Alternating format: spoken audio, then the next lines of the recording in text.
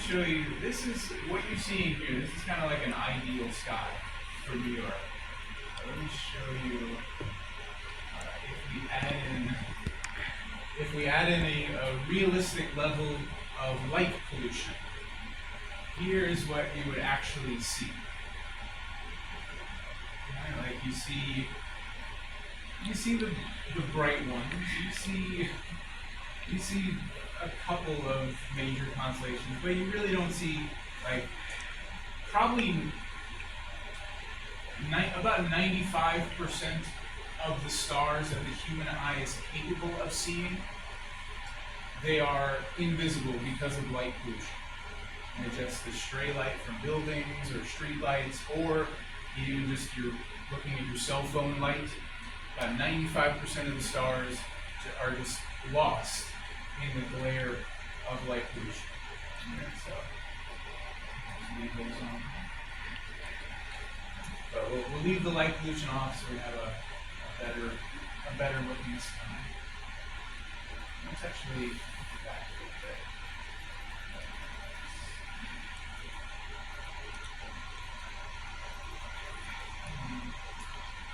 Turn the sun back on for a second. But terrible. But let's move it forward a little bit so we're getting the sunset.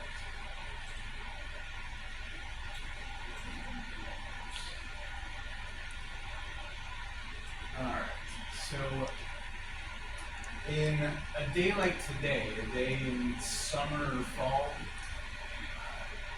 this goes back to something we looked at in the lab last week. So when it starts to get dark, the first star that you will see in the summer sky or fall sky will be close to your zenith. It'll be almost directly above you, and that is Vega. And Vega is the brightest star in the summer sky. And back in the day, when it was just starting to get dark, you would see Vega, and then like maybe 20 minutes later, you start to see two other bright stars near it. And you'd see, this is the summer triangle. What are the other two stars in the summer triangle? Do I remember? It's not that important. But you got Deneb is this one. It's kind of at the top of the Northern Cross, otherwise known as Cygnus the Swan. And then you got Altair here in Aquila, the Aquila constellation. So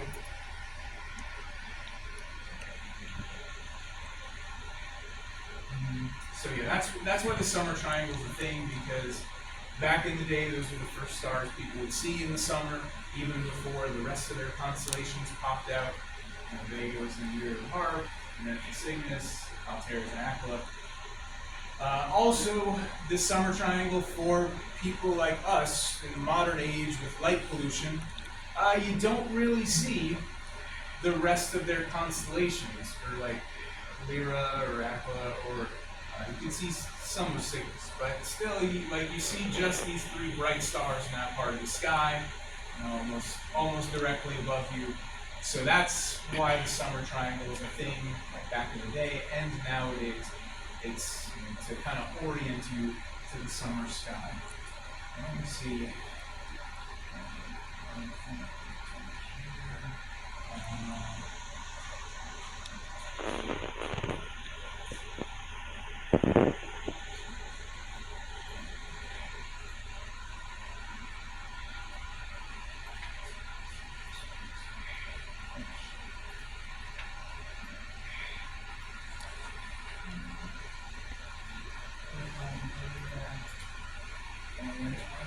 Turn on these constellations. There's Vega, its constellation near the harp, and there's Cygnus, the Swan, and Aquila, the Eagle.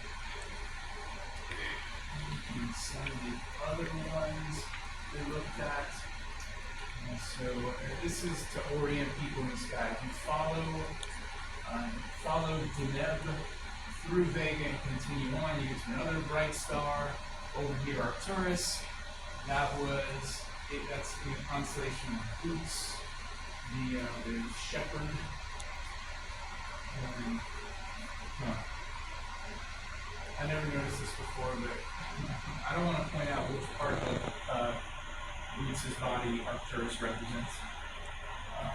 But anyway, other stuff, let's see, if you go from Deneb down through the cross and follow it down here, you get another bright star. That was Antares in Scorpius.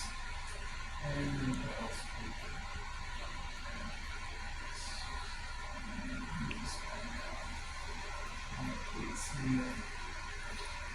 The other stuff we did was in the northern sky. So you swing in the sky around now, so looking north.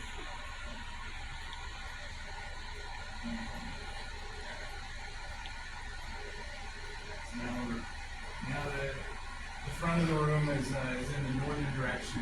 Anyone see the Big Dipper? Where's the Big Dipper?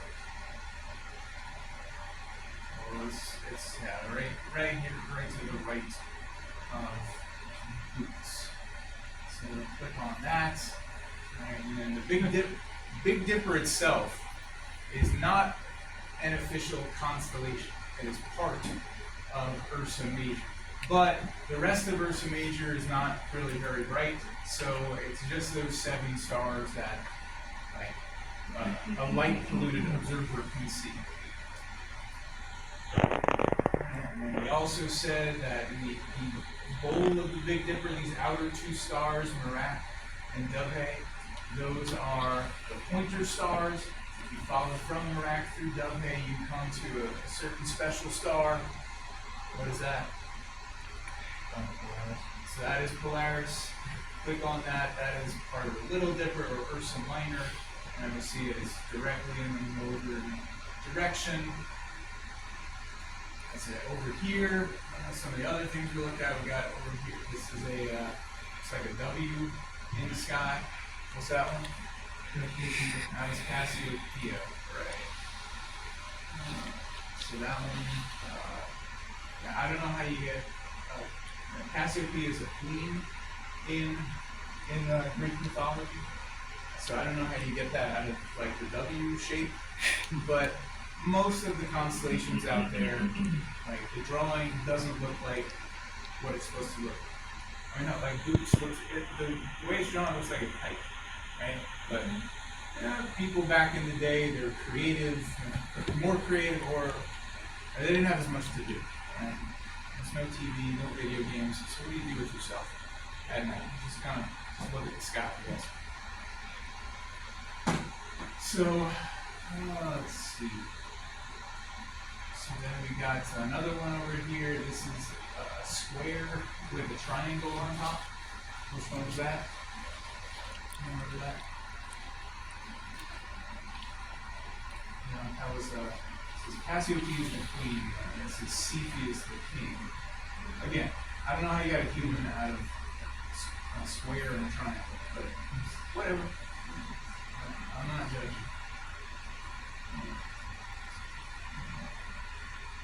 Pull a little bit.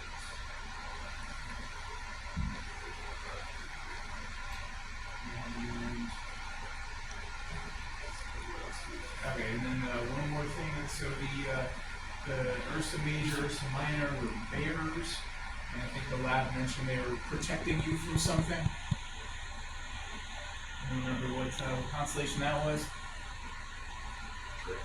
Draco, right. So we've got, you click one of these, Draco the dragon, click on one of these stars, and we've got this weird shaped head, and then a long extended thing for, I guess, the shape of a dragon. Right, now this set of constellations, these are somewhat special. So I'm going to set time forward. Move time forward.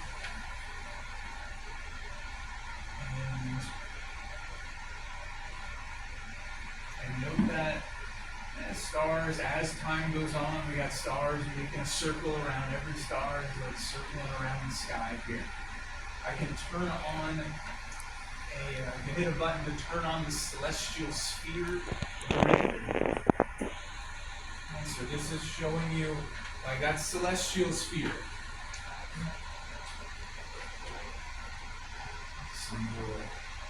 So it turns on the celestial sphere grid. So now you're looking here at the North Celestial Pole, the Polaris located right there. And then these are lines of declination. So this is the celestial pole will be positive 90 declination, and this will be positive 80, positive 70, 60, 50, etc., etc. And then you get to the celestial equator somewhere over here. Turn that on.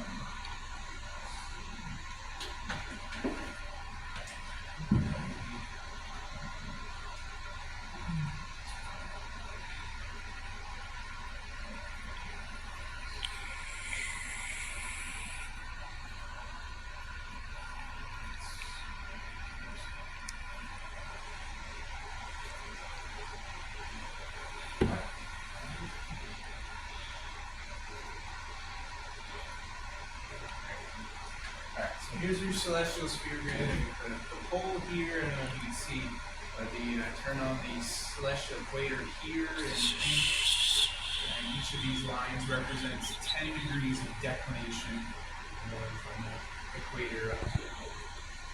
Alright, anyway. Alright, so what is special about these constellations that I turned on?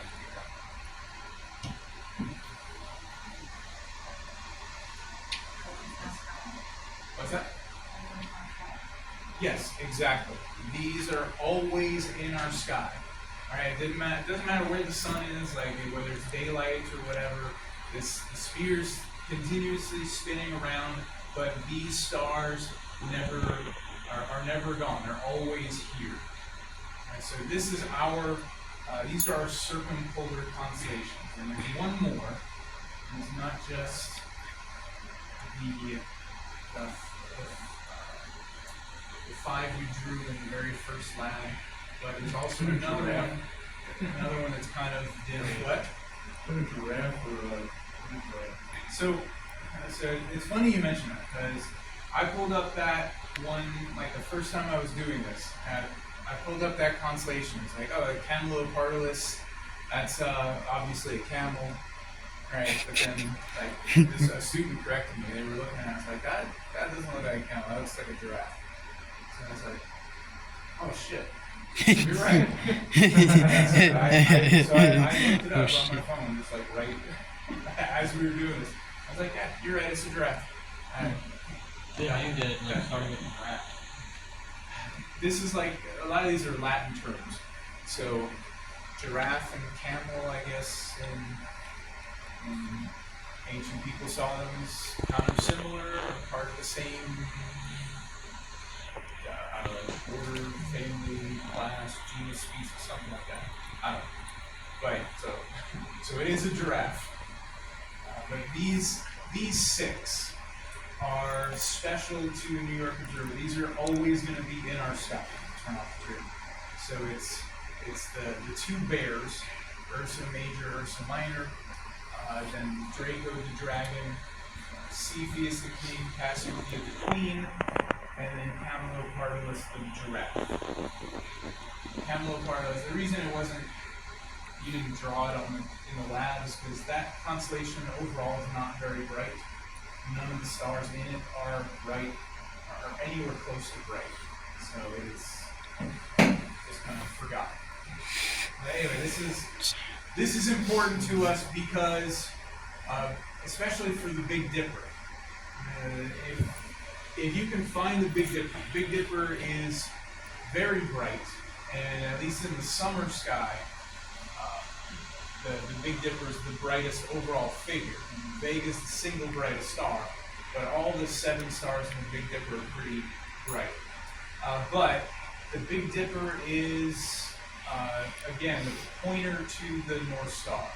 You can find those outer 2 bowl stars, they would point you directly to where the North Star is, no matter where the Big Dipper is in the sky. Right, the rest of the Little Dipper, the rest of Ursa Minor, is not that bright. So in a light polluted sky, the North Star is kind of just sitting by itself in a certain segment of the sky. So the easier way to find it is by finding the much brighter Big Dipper and pointing the way to the North Star. So hopefully you're never in a situation where you're lost and you need to find which direction north is. So, but that is how you would find it if you needed to.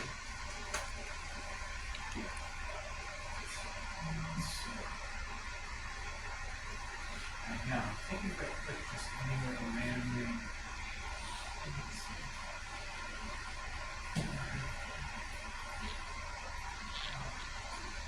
So there's ways, I'm gonna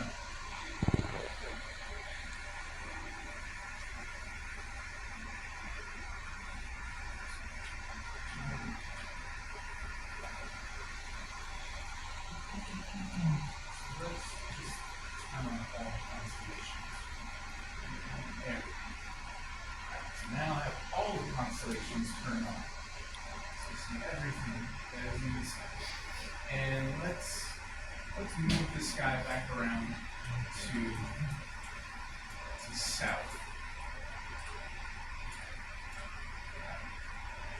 Alright, so we saw in the northern sky there was those set of like 6 constellations that are always visible.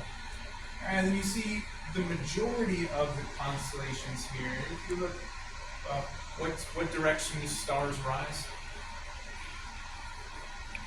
The east.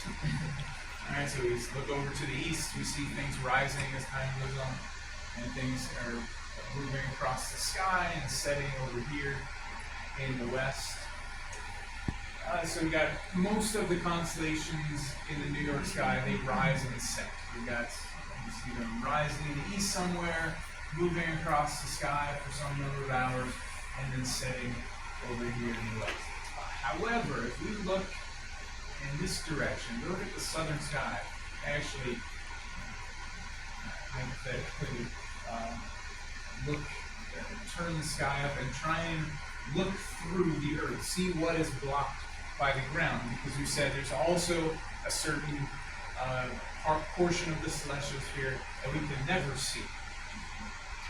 So I can turn off the ground and show you the stuff that is never visible. Alright, so down here are a bunch of constellations you probably never heard of. And turn on the grid again to show you where the south celestial pole is. And these are all constellations down here that are never visible from the New York sky. And we have like Octans, Apis, Chameleon, Tucana, Pava, Crux, the Southern Cross, all this stuff never visible from the New York sky. Anything that's like, we just imagine where the ground was by looking at where the south direction is. And that's where any of the directions. Anything beneath that is where the ground is for a New York observer. Alright, so something we've asked before. What's the brightest star in the night sky? It was Sirius, right? So Sirius, that's a star you'll see sometime in the winter. Anyone know what the second brightest star in the night sky is? So it's not Vega. I mentioned the star Vega. It's not Vega. You know what the second brightest star in the sky is? Or second brightest star in the night sky is? Anything you remember from that? It's not Polaris either. That's like the 50th brightest star. But, wait for it to come back around.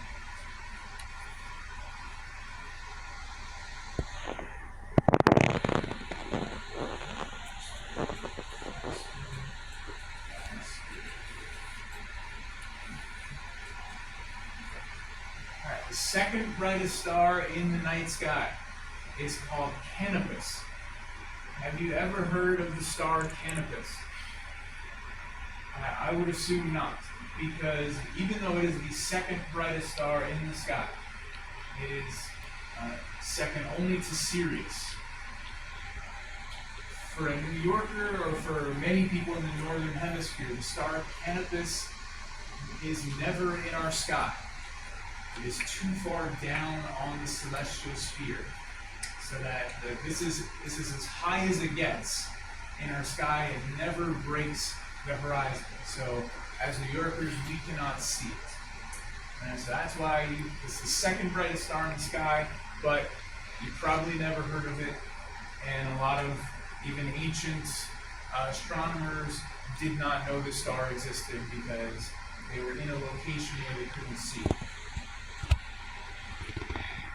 And the same thing goes for the third brightest star in the night sky.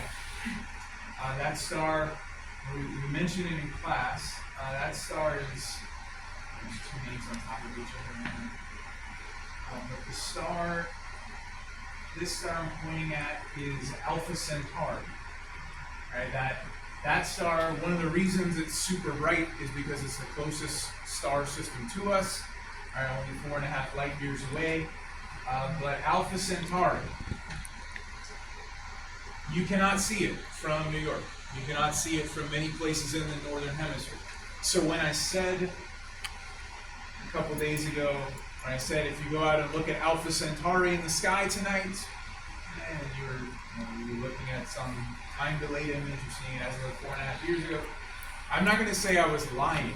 I'm going to say that was a little bit of an exaggeration, because you cannot go out and look at Alpha Centauri in the sky tonight, because it is never visible from New York. And you have to go to some other location on Earth in order to see that star. And so many of the bright stars in the sky are not visible to us because of our location. There's another bright collection of stars, the Southern Cross, Crux, is also pretty bright constellation. That's another one that's not visible to us. And everyone's favorite star, Mimosa, is part of Crux. That's not visible to New York or many observers in the Northern Hemisphere. So we'll see. We'll put up some examples. I'll show this in the classroom, like what the sky looks like for observers at other locations. We could go down back on.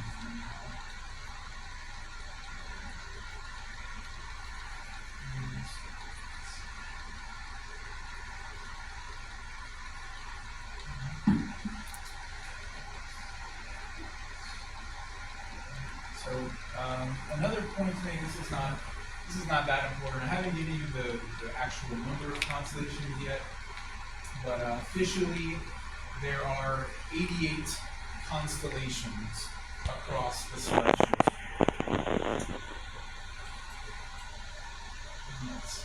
Many, well, what's the main source of constellations?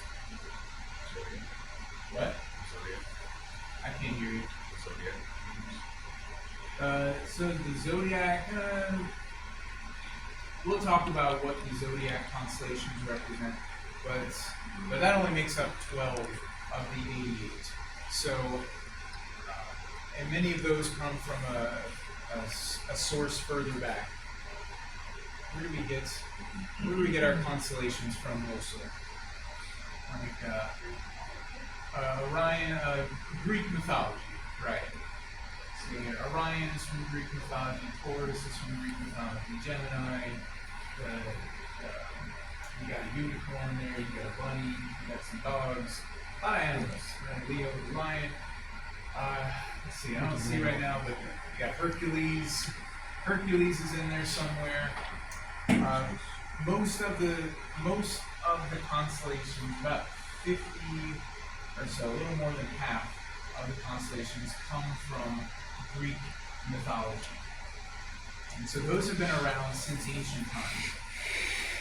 But only relatively recently, sometime in the 1700s, were new constellations officially included in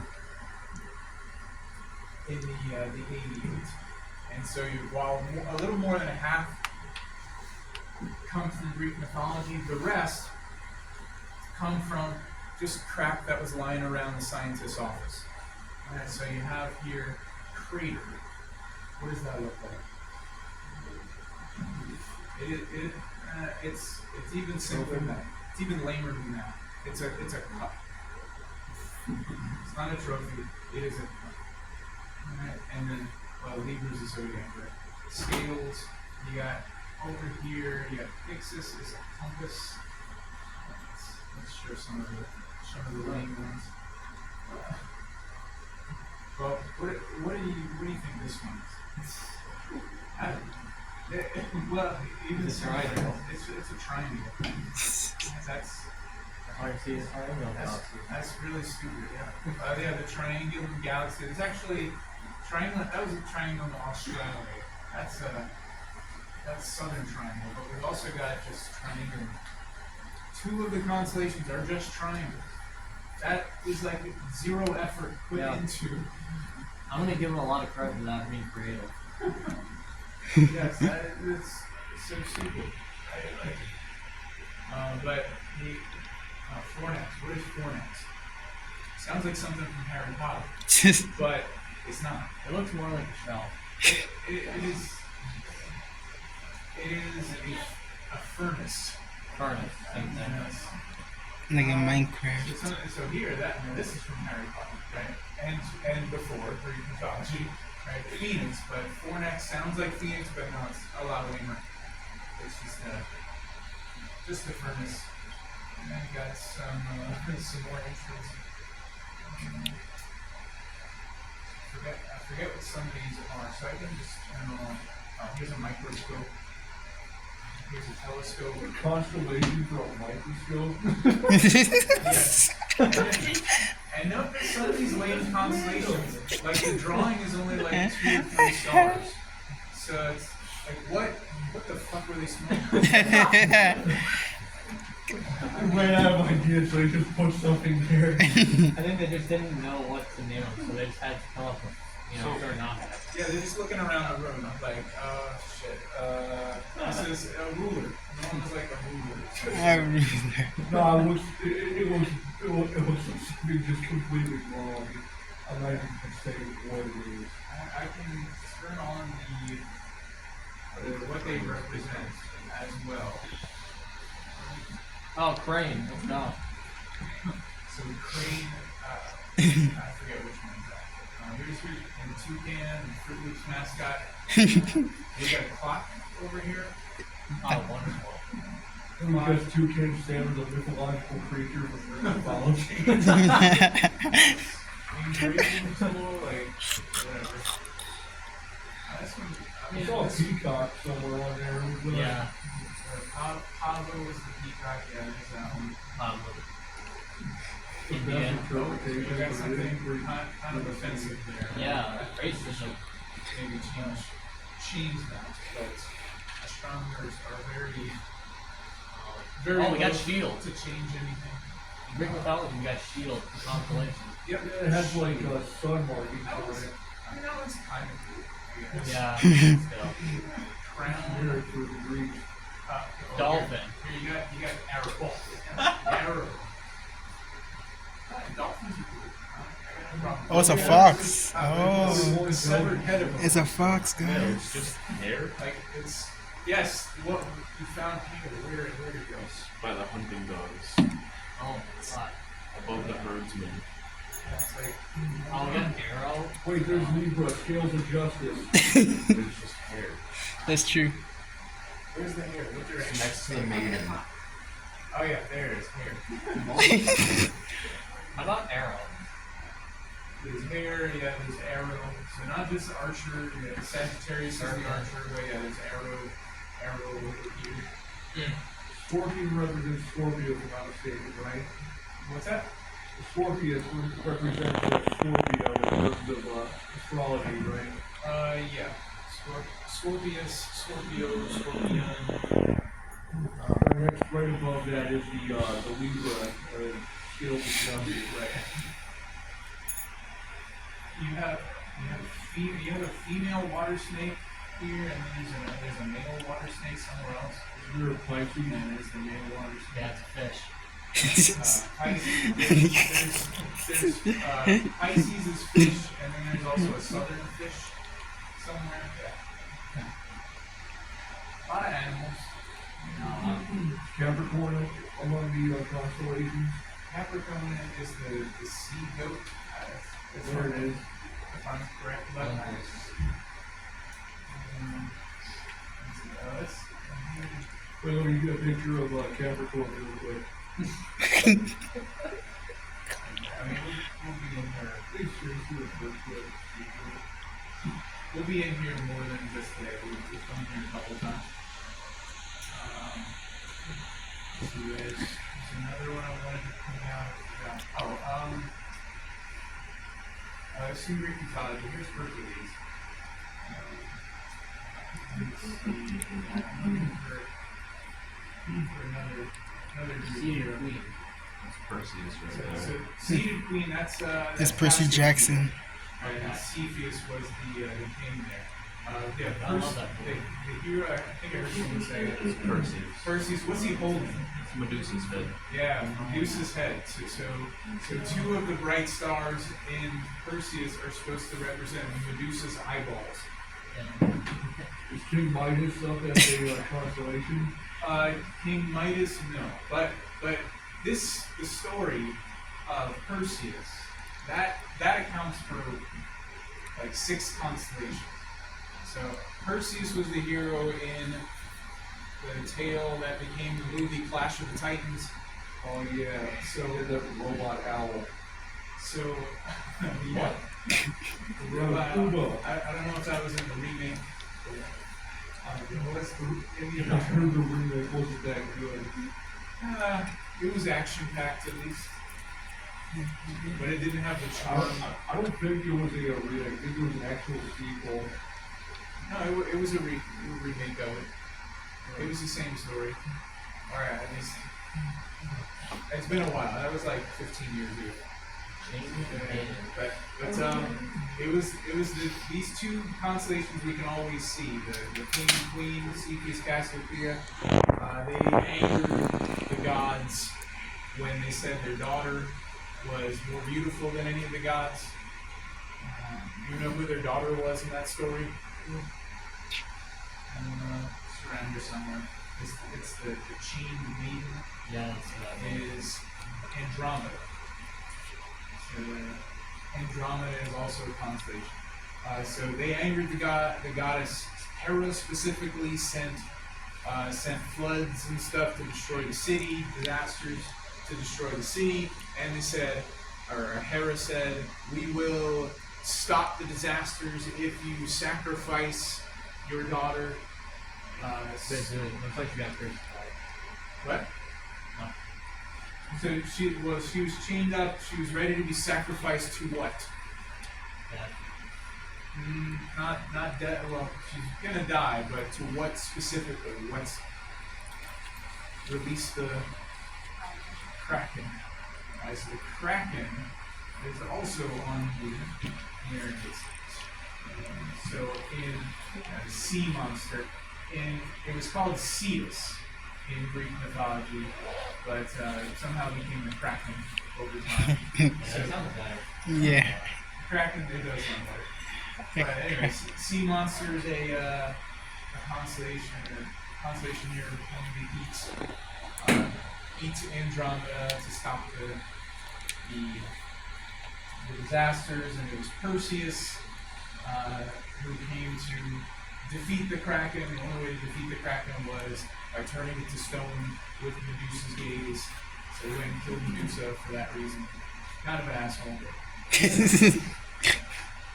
Yes, he had different priorities than Medusa's life. And one more thing came from this story. Once he killed Medusa, he had to bring back the head really quickly to kill the Kraken. So how did he get back to the city fast? What was his means of transportation? He teleports. In here? Is it chariot? No, not a chariot. It's something cooler, the winged horse. Pegasus. Pegasus. Yeah, so Pegasus is also there, and it's kind of like right next to Andromeda, so it's kind of like Also, I don't know. right next to a fish. Fish doesn't have any. Pisces doesn't have any impact on the story, nor does Aries or the triangle. But there's 6 constellations there just from that one story. Right? Cepheus, Cassiopeia, Perseus, Cetus, Andromeda, and Pegasus. So I'm sure you can find all the other Greek stories and figure out, who's who in the sky. I guess another good one to point out is Orion. It's probably the last thing we're pointing out here for today. But last thing is Orion. The reason this star or this constellation is special, not because it's anything really important in Greek mythology, but Orion is the brightest constellation in the sky. And you've got the midsection, these 3 stars are referred to as what? Orion's belt. You've heard that before. And then in each direction from the belt, you got a fairly bright star looking like limbs, and then you got some other stars extended looking like a hand or weapon of some sort, and then something extending over here. Looks like I've seen it as an arrow or a shield, or not an arrow, a bow or a shield. But here it's represented as an animal pelt. But anyway, the point is, Orion is the single brightest constellation in the sky. It is the easiest thing to find in the sky, even easier than the Big Dipper. You won't see it prominently displayed right now in summer